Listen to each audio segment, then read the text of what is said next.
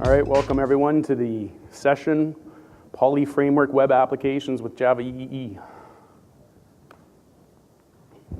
So we're going to talk today about developing web applications that are implemented with more than one web framework, while working under the constraint that we don't want our users to be aware of this. We want to preserve a consistent user experience in terms of look and feel and behavior of the application.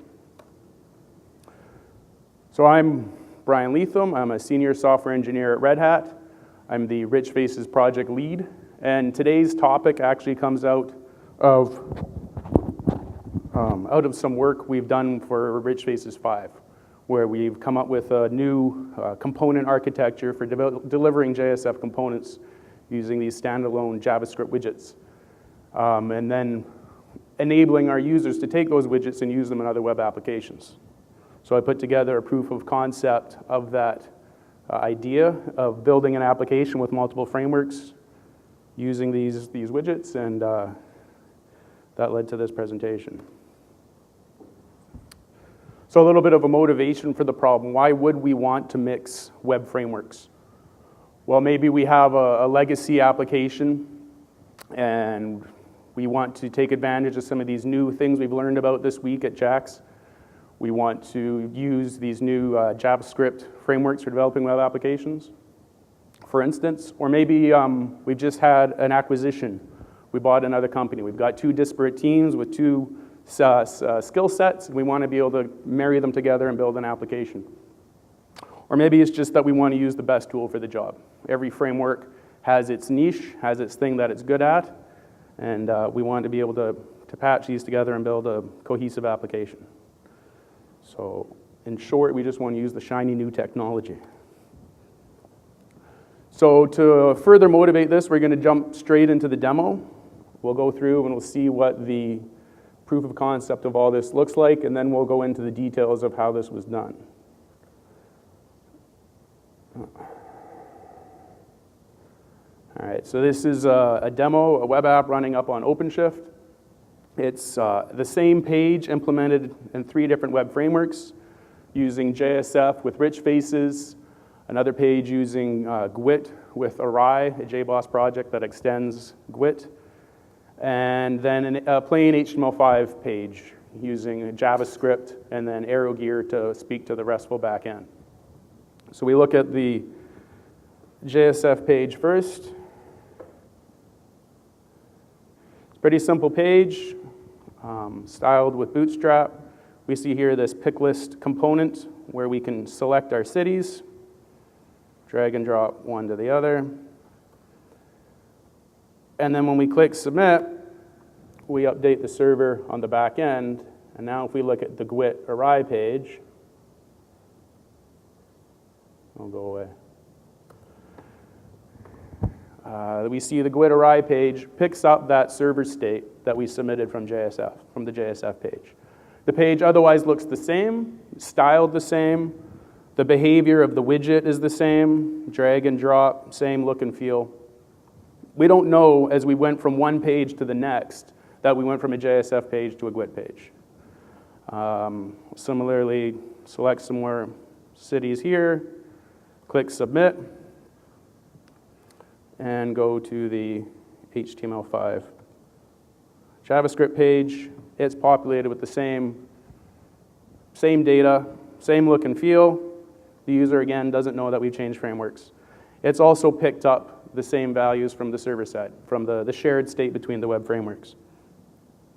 So we can take this one step further. If I load up all 3 at once,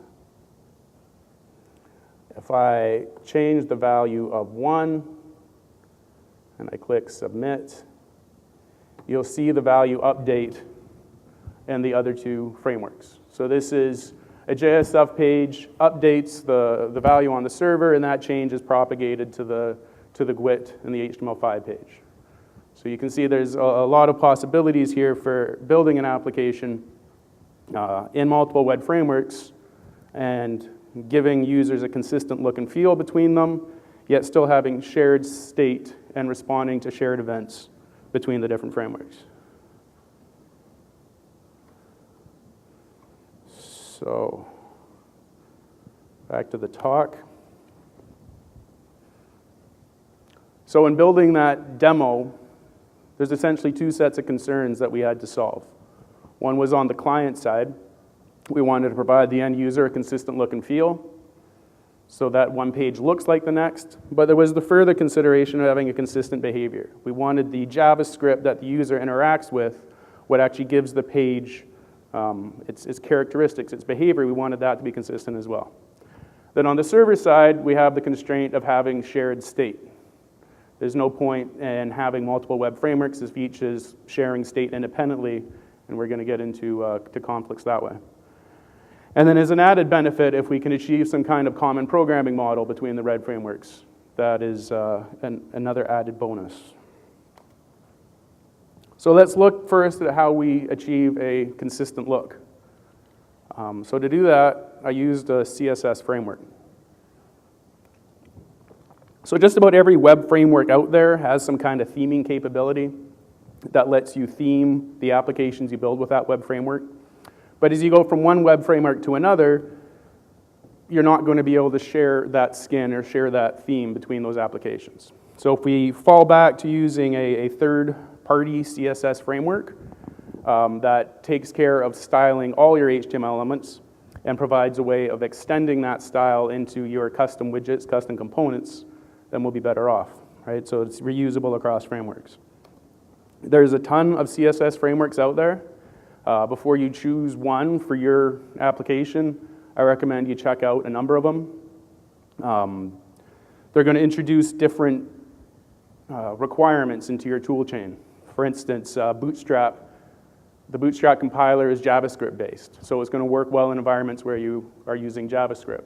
Foundation is a great CSS framework, but it uses Sass, which needs Ruby to compile. So you don't necessarily want to introduce that if you don't have any other requirements to use Ruby. Just different things to take into account as you look through the CSS frameworks. For the purpose of this discussion, we're going to pick on BOOTSTRAP. It was originally put out by Twitter.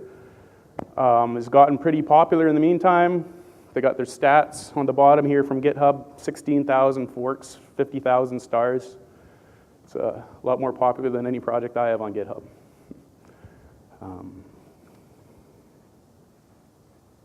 Just about every CSS framework solves the scaffolding problem.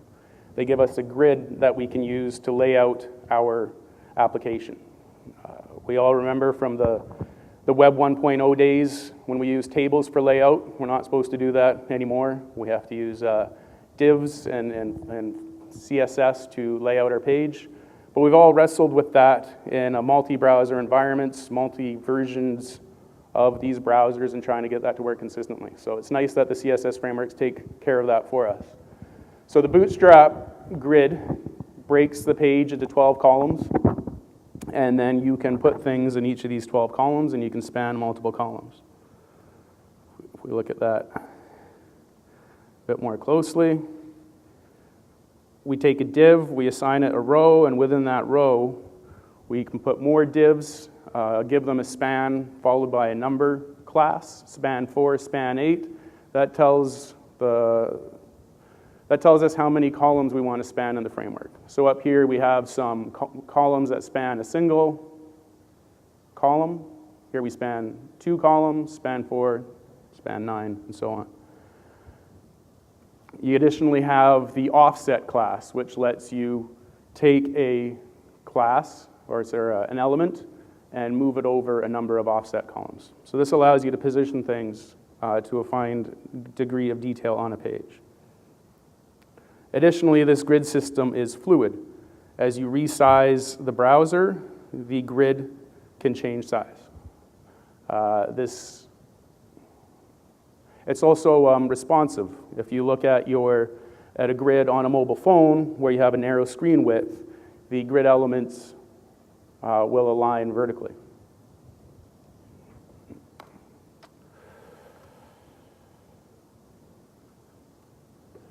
So you can see you can achieve the famous 2-column layout if we use a span 2 and a span 10 class and put our content in there. It's a pretty simple way of achieving a layout we're always looking for.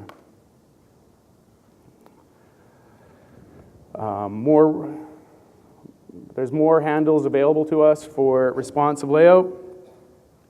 We can use the Bootstrap classes that determine when we're visible on phones, tablets, and desktops. By simply dropping these CSS classes on our elements, we can toggle the visibility for the different types of elements. Different types of devices. All right, so this is all just CSS. There's nothing invasive about this at all. So in addition to this, scaffolding, Bootstrap takes care of styling the basic HTML elements. Your basic heading, paragraph, and so on elements are styled with Bootstrap. Bootstrap will style our code blocks. Bootstrap styles tables. You get a nice slick-looking table out of the box. Here we get add the table stripe class, and we get some nice striping across the rows of our table. And this is just CSS. There's no JavaScript involved in this. We can add a border to our table values by adding the table bordered class. We can get, with the table hover class, we can get a highlight of the row we're working on.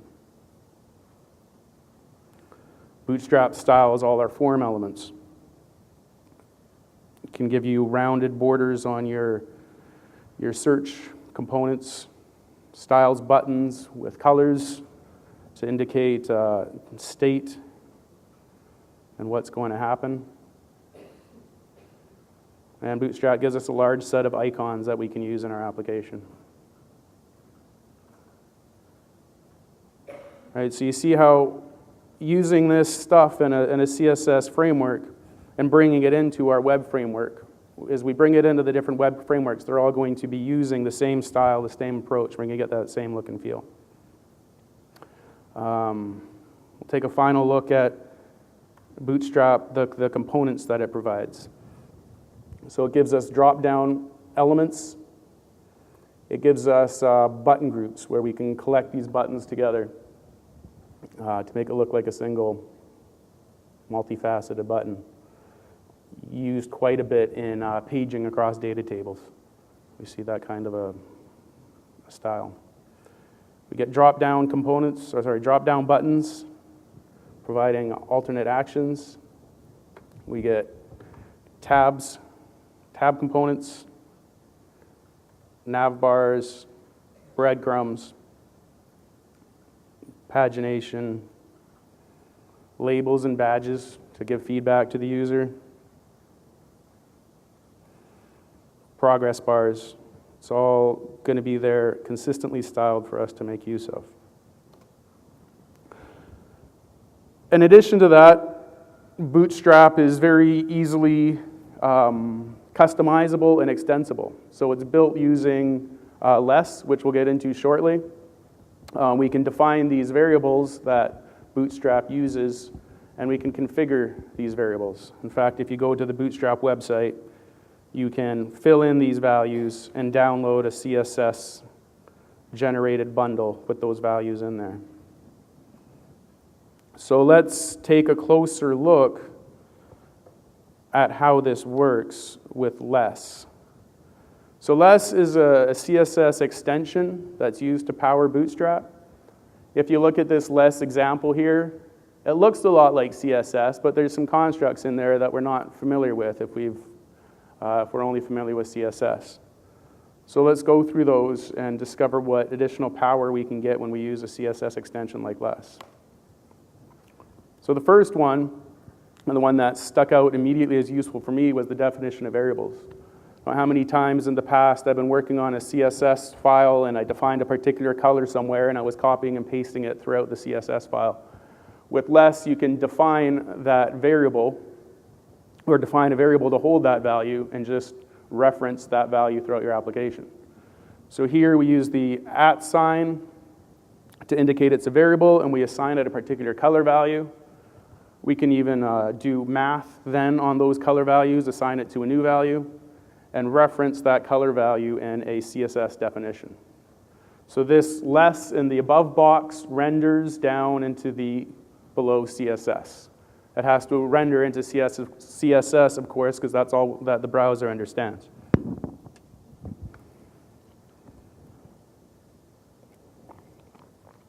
So in my opinion, even if all less provided was variables, it would be useful. But it, of course, does a lot more than that. Less gives us MIXINS.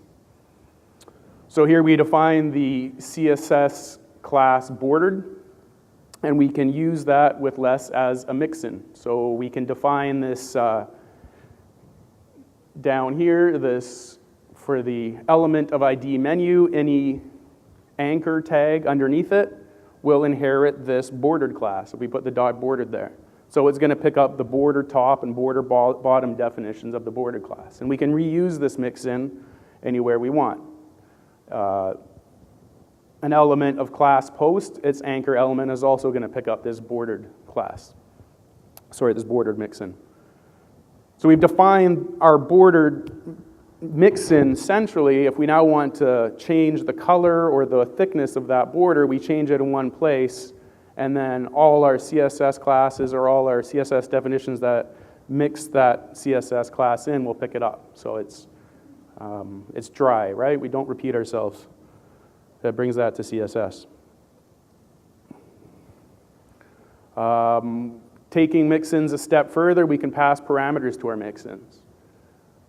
If you've taken advantage of the HTML, or I guess CSS3 property border radius, you know you have to define the proprietary CSS attributes -moz and -webkit. It's a bit of a pain to repeat that everywhere. So you can define, where this is straight from Bootstrap actually, this particular MIXIN. You can define the border radius MIXIN that takes a radius parameter and applies that to the list of CSS attributes there. So when using the MIXIN, we then pass a value to that parameter. So our element with ID header is going to pick up a border radius of 4 pixels. Anything with the class button is going to pick up a border radius of 6 pixels. Another useful feature in less is the ability to nest classes. So on the left, you see a traditional CSS approach where we only want to style these elements underneath the header, the element with ID header. So everything gets prepended with the pound header. On the right, you can see the less equivalent where we nest all those CSS definitions within the definition for header. So when that CSS gets evaluated, the less on the right is going to evaluate to the CSS on the left. Keeps things simpler, more concise, more readable. Less allows us to perform operations in the CSS. Right, we set the the less variable base to 5%. Filler then is base multiplied by 2, and other is the addition of base and filler. You can additionally do color arithmetic. We can take the base color and add RGB values to our color. Similarly, less provides us functions that can operate on our CSS values. Right, we can take a color and we can lighten it. Here we see background color is the base color lightened by 25%. Here we're changing the saturation of a color or converting a value into a percent. So the expressivity available to us in less allows us to be much more creative and flexible in the CSS we write, and allows us to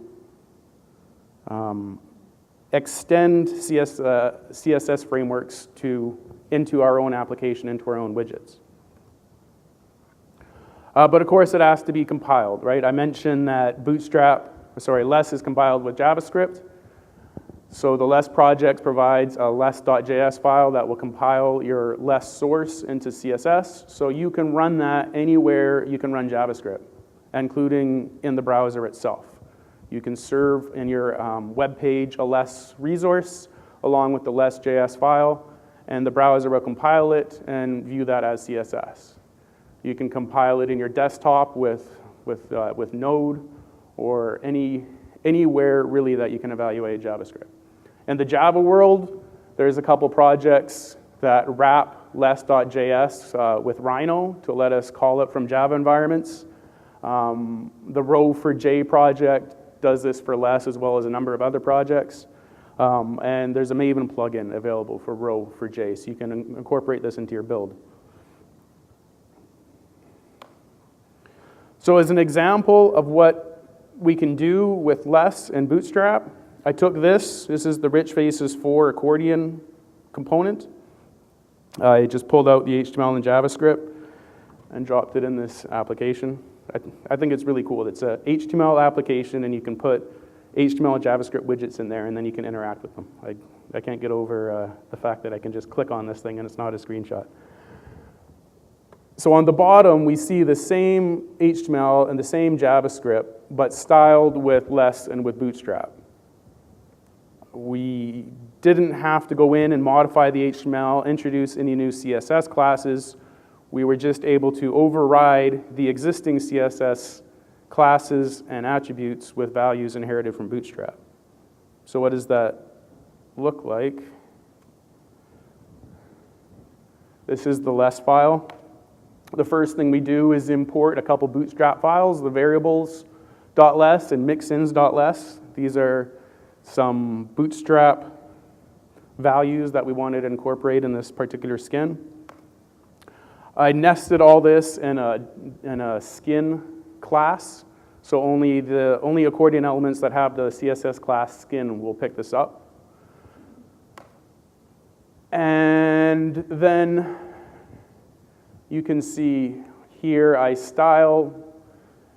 If you've used RICHFACES, you'll recognize the RICHFACES CSS classes up there.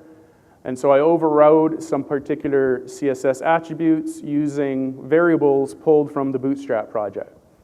So I picked up the font size, font family, line height, navbar border, and the definition of the color white from Bootstrap.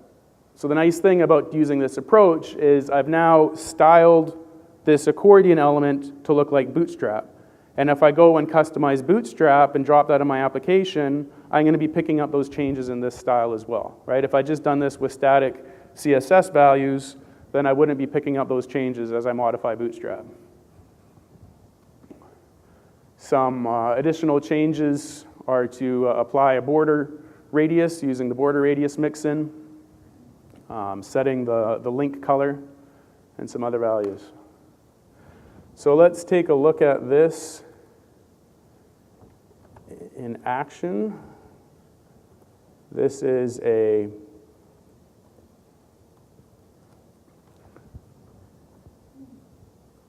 less file here.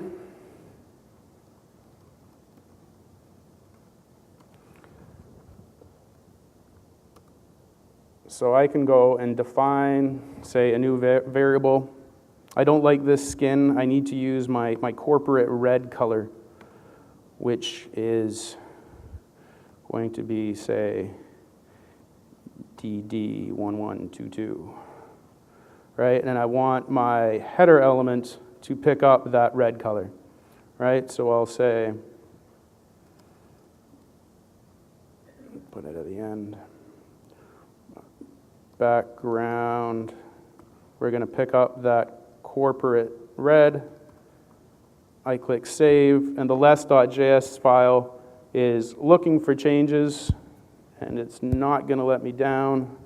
It's going to pick it up. No. What happened?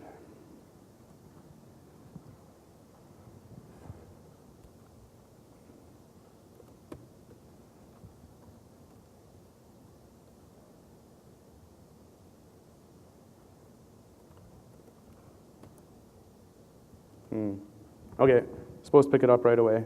So that red, it's not quite nice. We want to darken it a bit, so we can use the darken function.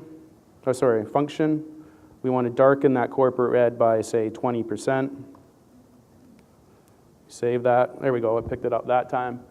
But now we can't read the font color, so let's pick up the definition of white from Bootstrap. Right, so the neat thing about using white is if later we decide that white is too bright, we want to use a gray, we'll change that in our central variables.less file, and everywhere we reference the less variable white is going to pick up the adjusted white. Play with this a little bit further. Let's override one of the Bootstrap variables that we imported. Let's take the base, border, radius, and let's set that to say 15 pixels. Right, so you can see we rounded the corners further on our little accordion element. Let's take the base font size here and let's add 20% to it.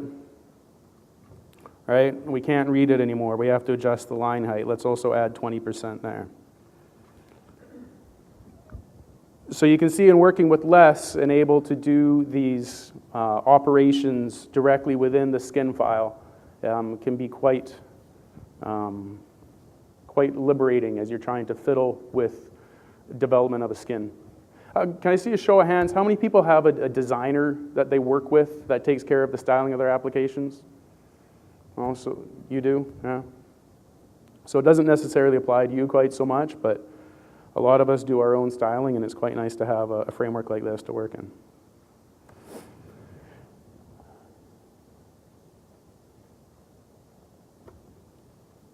All right. Moving on. So that takes care of the look, right? That accordion example is actually a good segue into the next piece that I want to talk about, which is the behavior. We are able to give that accordion element, or so the accordion widget from the RICHFACES project, a nice Bootstrap look, but it's still the JavaScript implementation, and that particular component is tied to the JSF backend. So if I want to have an accordion component in my GWT page, I'm not going to be able to use that same JavaScript. So my widget is invariably going to have a different behavior. So we want to be able to provide a consistent behavior for our widgets between our pages. JSF is particularly vulnerable to this. There's a number of component implementations for JSF. And they each provide their own JavaScript implementations that are integrated with their own backend. So there's no interop possibilities there. GWT similarly falls into this category. There's a whole set of GWT components that you can use. A lot of them are implemented with GWT. Some of them take advantage of third-party libraries, which is the approach that I'm advocating here today. But a number of them are just using built-in GWT definitions to define the JavaScript that the user interacts with. And similarly, HTML5 applications, there's a whole set of widgets available there. But herein is the difference. These HTML widget sets, as I call them, they're just standalone JavaScript widgets that you can use with any HTML. This is our lowest common denominator, right? What is a GWT application or a RICHFACES JSF application delivering to anyone other than HTML and JavaScript? So if we can integrate these standalone JavaScript widgets in with our other web frameworks, and we can use them in our HTML5 JavaScript applications, then we're going to be able to achieve a consistent behavior.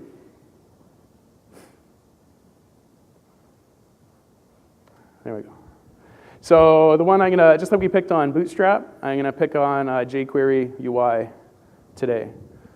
So jQuery UI gives us a lot of widgets, right? jQuery UI gives us an accordion widget. We can see already, just clicking around with this, it behaves quite a bit differently than the RICHFACES accordion. You can see there's a transition as it changes. There's a gap between the accordion elements that you don't see in the RICHFACES accordion. So there's a different behavior in the widget, just from the different implementation. jQuery UI gives us tab components, gives us pop-ups, gives us dialogues. Lots of great stuff comes from jQuery UI, date picker, progress bar. But it doesn't give us a lot. There's actually a limited set of widgets available in jQuery UI. So to address that, in the RICHFACES project, we've started the RICHFACES widgets project. So this is something we're developing alongside our RICHFACES 5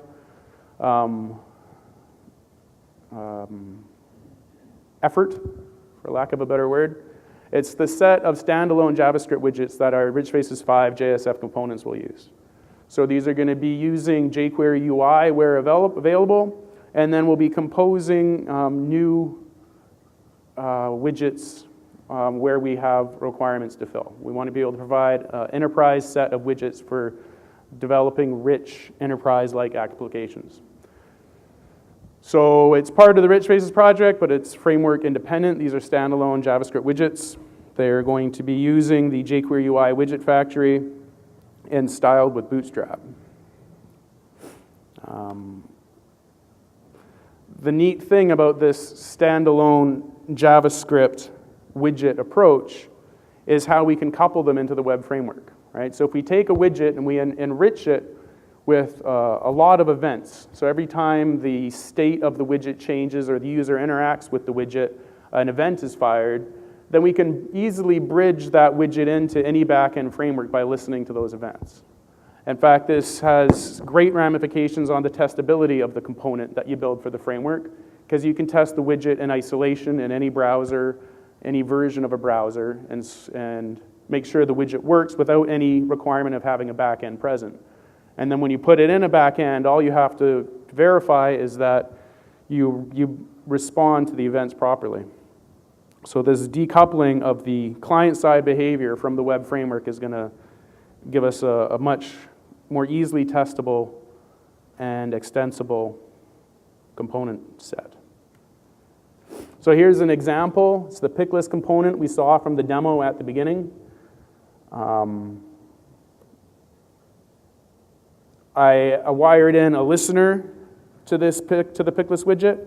You can see every time the value on the right changes, I've got this little listener that just appends a list element at the bottom and says, hey, the value of the pick list widget has changed, right? So I take London from the left, drag it to the right, and we see that the selected elements have changed. We respond to that event. I can take one element and reorder it, and we respond to that event.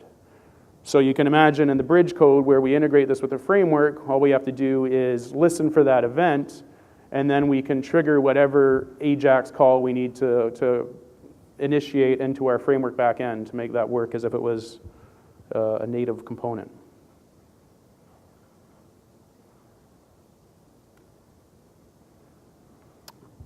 So let's move now to server-side concerns. We talked a lot about having a consistent look and feel and behavior for the user on the client side. And on the server side, we want to talk about having shared state between the web frameworks. And then we're going to talk about a bonus that we get with CDI. We get getting a consistent programming model. Yes, CDI is the solution.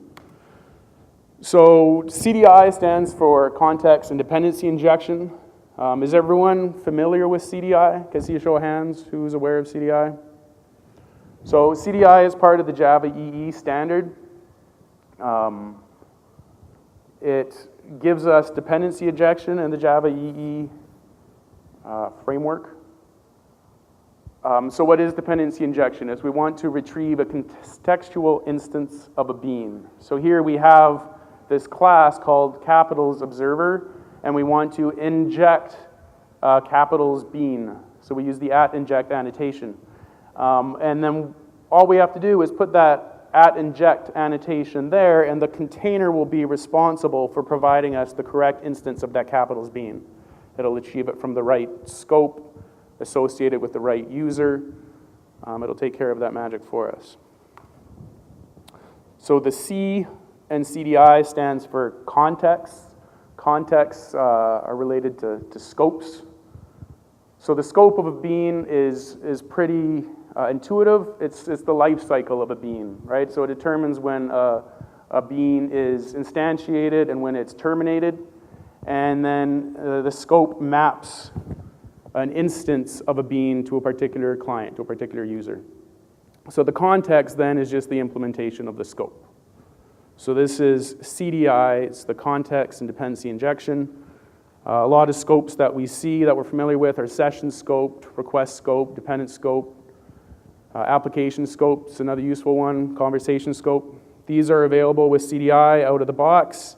And then CDI can integrate through CDI extensions with any web framework, and a number of web frameworks provide their own scopes.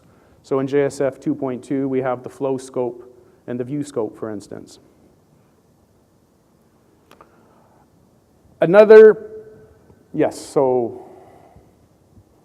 Yes, an example. What, did I not have an example here? Yes, okay. So an example of a bean that's been annotated with a session scope.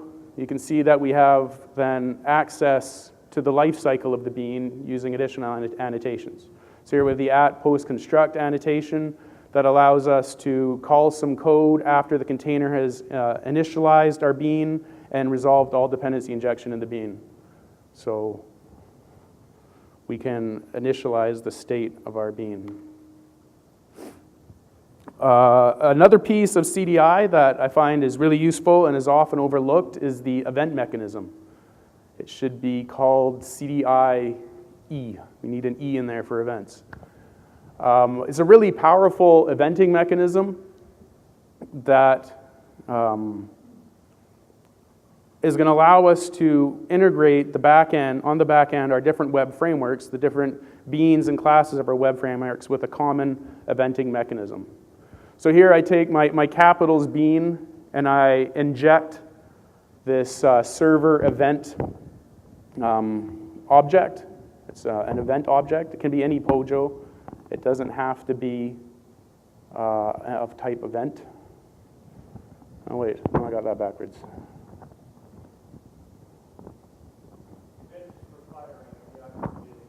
Yes, thank you.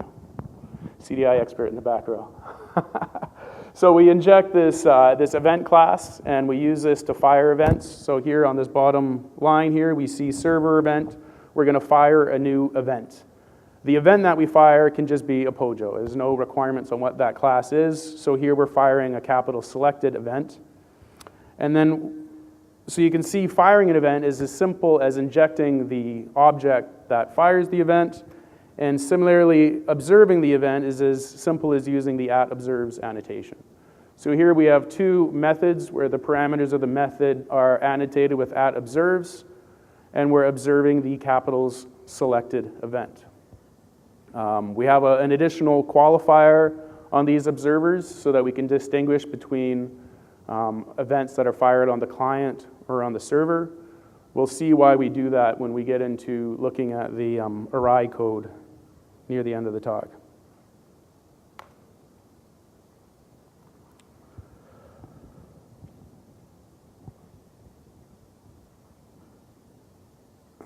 So you can see with CDI, with the context and dependency injection, that can be resolved in the backing beans of our JSF application, can be resolved in the Java objects we use in our Errai application, and they can be injected into the RESTful endpoints of our HTML5 JavaScript application that we've achieved shared state between all these web frameworks.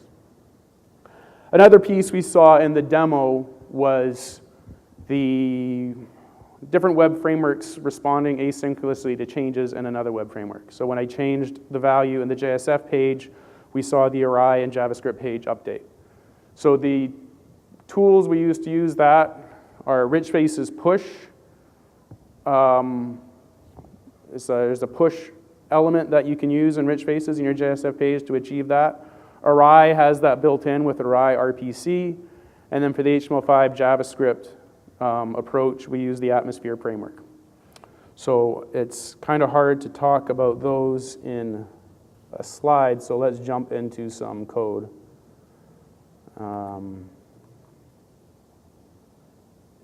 Where's my IDE? Okay, so this is the, oh, can you guys see that? Is that too dark? Okay, that's better, you can see that.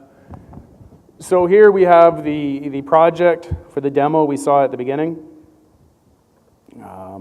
We start with the web resources. We look at the JSF page, RICHFACES Bootstrap. So this uses the RICHFACES Bootstrap project to define all the Bootstrap elements in the page. And here we see the call to the picklist component, where we instantiate it with the value. So it's pretty standard JSF, but it uses the RICHFACES Bootstrap sandbox project to achieve the Bootstrap skin. So just to remind everyone where we are.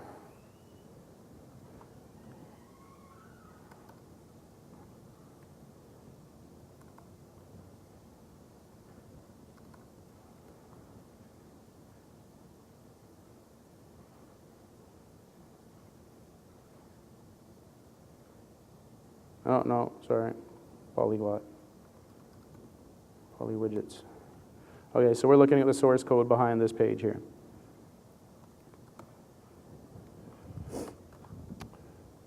So here we see the JSF definition of the tag that gives us the picklist component. It's very JSF-like, right? I mean, we're using a standalone JavaScript widget, but from the JSF developer's perspective, they have no idea. They just write their JSF tag. They don't care how the behavior is implemented in the browser. Similarly, we can look at the GWT page. It's just an HTML page. And we just define a marker where we want to put the picklist component, and then we're actually going to populate that picklist component from Java code. Other than that, it's just plain HTML5, taking advantage of the Bootstrap classes to give us, notice, the row and span grid elements that we spoke about earlier. And finally, let's look at the HTML5 Bootstrap page. It looks, HTML5 Bootstrap page, it looks a lot like the Errai page. It's just vanilla HTML, and then we have a marker here where we want to put the picklist element, and that's going to be populated via JavaScript. So let's look at the back end. How does this have to look for all this to work together? So the package structure, you'll notice, has this client and server package structure. This is mandated by the Errai project. Errai is really neat. If you haven't looked at it, I recommend you take a look at it. Errai takes the CDI environment from the server and brings it to the browser. Right? So when you write your GWT application with Errai, you write everything in Java, you write your client code in Java, and the CDI is the programming model. Right? So in the browser, in your code that's going to get rendered into browser code, you fire a CDI event. That CDI event is going to get fired in the browser, propagated through Errai RPC to the server, and you can listen to that CDI event on the server. It's really neat. But it needs to know which Java classes it needs to compile into JavaScript, and it does that with this naming convention on the package structure. So everything that's in the client package is going to get compiled using the GWT, is going to get compiled using the GWT compiler into JavaScript and HTML. Everything that's in the server package is going to stay in the server package. So let's look a bit at what we have in here. Our capitals bean is annotated as session scoped. Right, so we're going to have a single instance of the capitals bean that is going to be used by JSF. It's going to be used by Errai, and it's going to be used by the RESTful endpoint. So everyone who connects to this application is going to get associated with that particular user, a single instance of this bean.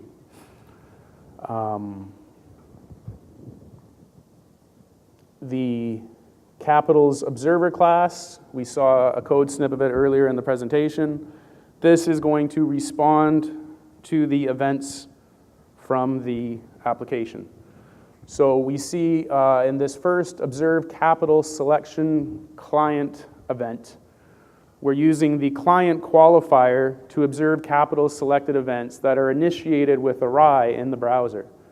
So using the Errai, using the GWT compiler, we're going to look at the GWT code that fires that event, and then we can respond to it on the server side. And what are we going to do when that happens on the client? We're going to update the server side bean with the value from that event. When the server side value is updated, we're going to fire an event that the capitals have been selected. And this is going to trigger that server sent event that goes back to the other browsers and triggers for them to update. So a bit of a complicated back and forth as the different clients need to propagate their information to the server. We use CDI as a single mechanism to collect all those events and then propagate the changes back to the other clients. So here is our REST class. This is the class that holds our RESTful endpoints.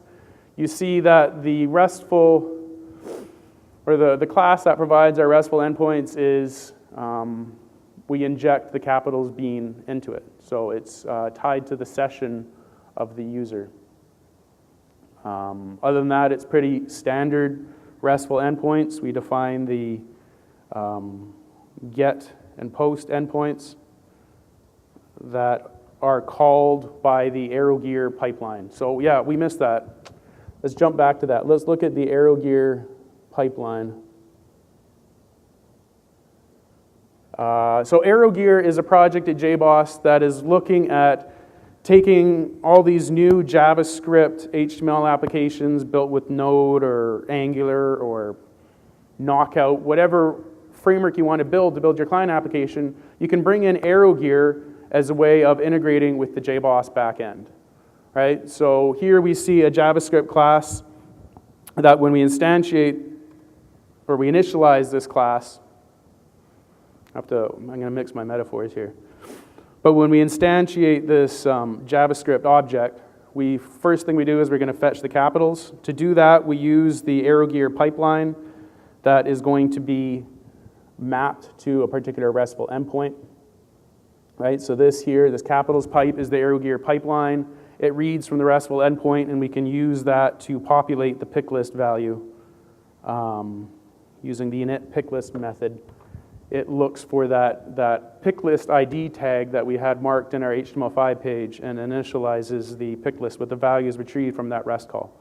So this is why it's probably not done in an optimal way, but when you load the HTML5 ArrowGear page, you see that delay until the data shows up. That's while the REST call is going on and evaluating the returned payload. So that's what the capitals REST value is for, but it's interesting for this presentation because we see that CDI is involved in there, right? We're using the same instance of capitals bean that we're going to be using in our JSF page, right? Capitals bean has the @named annotation on it, so when we reference it from the JSF page, we're using that same instance from CDI. So if we look quickly at the GWT code,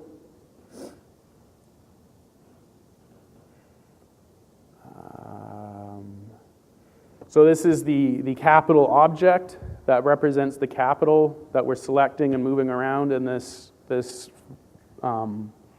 application. It's in the client package, so that means the GWT compiler is actually going to compile this down into a JavaScript object. And if you inspect the JavaScript code that's flying around in the browser while you're running the Errai application, you'll see this a JavaScript version of this capital class that we have on the server. Those are the qualifiers. So the pick list app itself, we define the Errai application class, if you will, is defined with the @entry point annotation. This is kind of like the public static void main that you have when you write a Java application. You have to identify the class that is used to start the application, and that's the entry point annotation from Errai. So when it initializes, it similarly fetches a list of capitals and then initializes the pick list component It initializes this RPC call on the client to connect with the back end and retrieve using Errai RPC the list of capitals. So similarly, when we load the GWT Errai page, we see also a slight delay before the data shows up. That's the GWT RPC call, sorry, the Errai RPC call evaluating. So, where did it go? And then finally, the last one we'll look at is pick list widget. This is, could probably be done a lot more concisely. Actually, I know it can be done a lot more concisely. When I developed the pick list JavaScript widget, I targeted RICHFACES, and I provided the widget API, everything that I knew I needed to get it to work with RICHFACES. And getting it to integrate with GWT and with the AeroGear backend, I realized that I could provide a more rich API on the widget to make it easier to integrate with other applications. So it's the N+1 problem. As soon as you solve it for more than one, you solved it for many.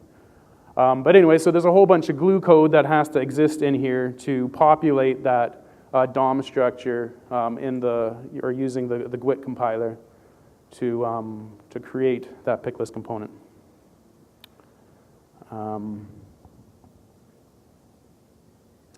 And can we see the CDI event in here? In the pick list app, maybe? So you notice in this pick list app class, the Errai base class, we inject this event object, and then we fire an event. Here we go, event fire. So this submit button gets bound to the button on the page, and when we click that button, it's going to fire a CDI event. So this is, to me, the neat thing about Errai. This is client code, right? This is a submit click handler for an HTML button, but it's server-side CDI code. How does that work? It's just magic, right? We fire a CDI event when we click a button in the client. And we can observe that CDI event on the server. Errai RPC propagates that back and forth for us. So I probably overemphasized that point, but I think it's pretty magic. And that's it. That brings us to the end of the presentation. So here's the Creative Commons license on my presentation. I used a number of images with a Creative Commons license on them, so here's the links. For further reading, I based this presentation on a blog I wrote at the end of last year. You can check that out. The source code for all this is available on GitHub. And if you want to look closer at the RICHFACES widgets project, if that's something you want to get involved in, we're just starting out with that now. Stay in the loop. Here's the coordinates. How you can get a hold of us. My slides will be available on my website, leathem.ca/talks 2013. Yeah. All right. Good stuff, guys. Thank you very much.